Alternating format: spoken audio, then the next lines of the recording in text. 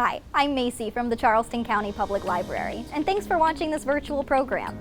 September is Library Card Sign-Up Month, and your Charleston County Library card is the key to a wealth of information and resources for free.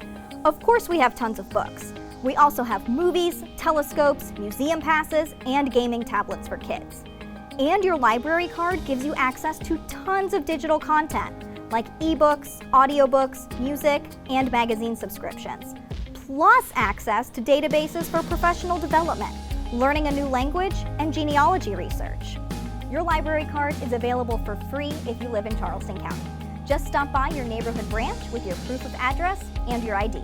For more information, visit ccpl.org.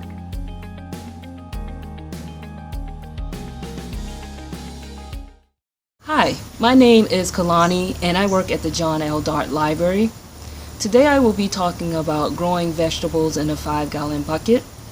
I will demonstrate how to prep a bucket and will plant some seeds. Growing vegetables in a 5-gallon bucket is great for several reasons. First, it is a space saver for those who don't have a yard or who don't have much space in their yard to garden.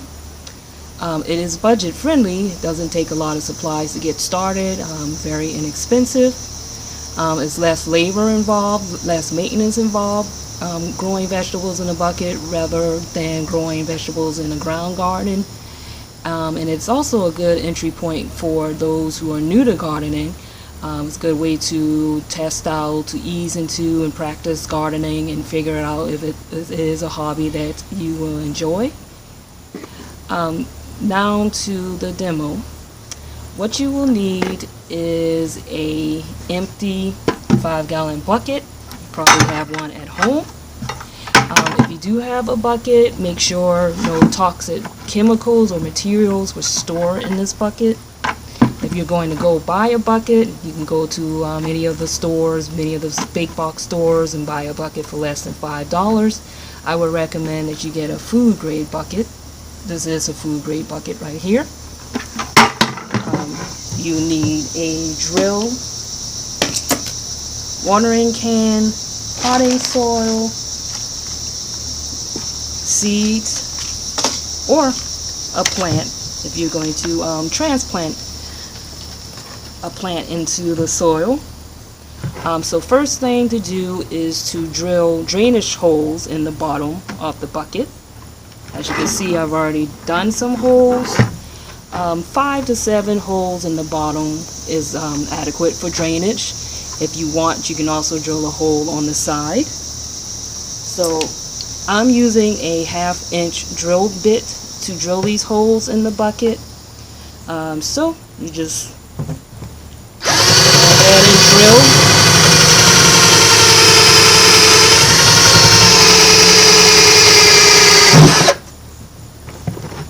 And it may get stuck, just pull it out.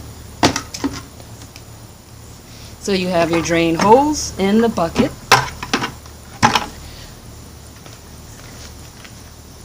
After that, you want to go ahead and fill your bucket up with potting soil. As you can see, I've already done that. Good stopping point is about an inch from the top rim of the bucket to stop with soil. So once you have your potting soil in the bucket, of course you want to do your planting. I've already planted some radish seeds in here, and actually I see some sprouting already. I chose radishes because I like them, and because now is the time to plant them.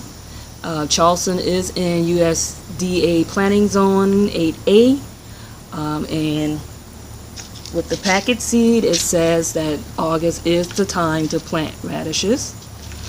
The seed packet says to space the seeds about 1 inch apart and to plant a 1/2 inch deep. My fingertip is roughly a 1/2 inch, so what I'm going to do is poke holes where I want to plant these seeds up to the line on my fingertip. Then take 1 or 2 seeds and place in those new holes.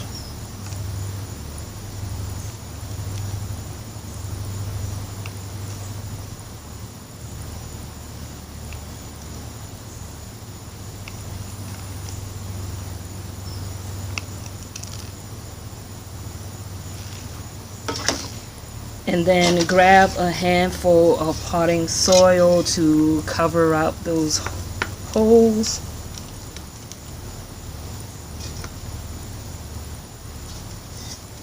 And then just press down firmly. Make sure they're nice and covered. Another good supply to have is a trowel, but I prefer sometimes using my hands to dig in the dirt, like used to do when I was a child. So once you have your seeds planted, just grab your watering can and water gently so you don't disturb the placement of your planting.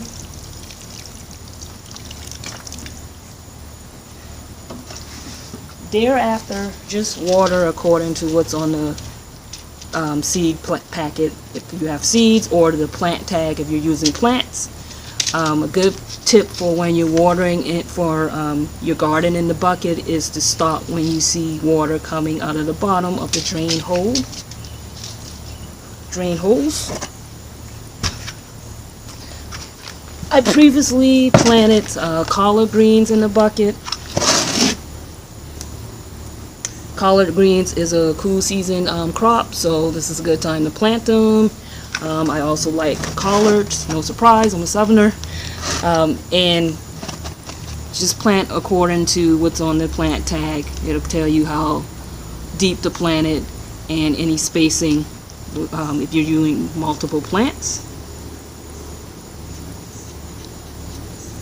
Another good thing about buckets is they're portable, of course. This plant tag calls for the light requirement is part shade 3 to 6 hours, so I'm going to actually move this to the side of my house.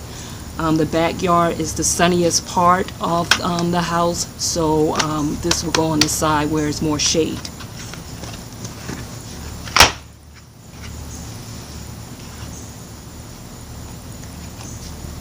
So that concludes the demo.